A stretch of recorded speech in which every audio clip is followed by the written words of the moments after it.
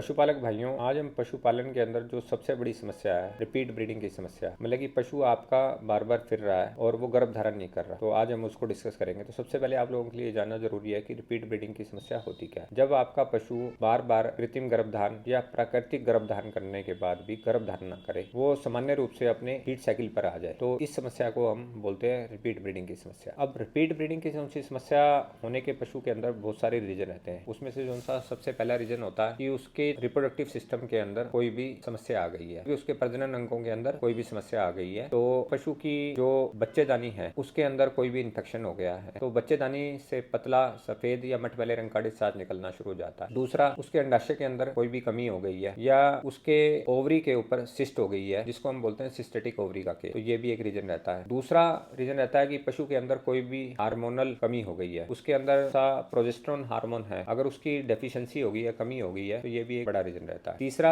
Reason रहता है कि पशु के अंदर पोषक तत्वों की कमी हो गई है, जैसे कैल्शियम हो गया, फास्फोरस हो गया, जिंक हो गया, मैग्नीज हो गया, कॉपर हो गया, सेलेनियम हो गया, और साथ में मिनरल्स की अगर कमी हो जाती है तो पशु के अंदर रिपीट ब्रीडिंग का केस होता है। और उसके अलावा अगर पशु के अंदर एआई से जुड़ी अगर समस्याएं हो गई हैं कि आपने पशु की जो सी एआई है वो अगर आपने गलत समय पर करा दी है, तो वो भी एक रीजन रहता है। साथ में अगर आपने खराब क्वालिटी का अगर सीमेंट यूज किया है, तो वो भी एक बहुत बड़ा रीजन रहता है पशु के अंदर रिपीट ब्रीडिंग की समस्या का। और कई बार क्या होता है कि पशु की प्रेगनेंसी के बाद उसके बच्चेदानी की साफ सफाई अगर ठीक ढंग से नहीं होती, तो ये भी एक मेन रीजन रहता है। तो आप रिपीट ब्रीडिंग की समस्या का जो इसका ट्रीटमेंट है वो आप लोगों ने क्या करना है कि अपने नजदीकी पशु चिकित्सक को बुलाकर अगर उसकी बच्चेदानी के अंदर कोई भी इन्फेक्शन है तो आप एंटीबायोटिक का ट्रीटमेंट करा सकते हैं या इंट्रायूट्राइन मेडिसिन रखवा सकते हैं। और अगर हार्मोनल अगर उसके अंदर कोई कमी है तो एआई के बाद प्रोजेस्टेरोन हार्मोन का इंजेक्शन भी आप साथ में लगा सकते हैं। और अगर उसके अंदर कोई भी पोषक तत्वों की कमी है तो उसके लिए आप लोग बोवी 13 पाउडर आता है 525 ग्राम का वेक्स्ट्रा हेल्थ केयर कंपनी का, ये आपने यूज करना है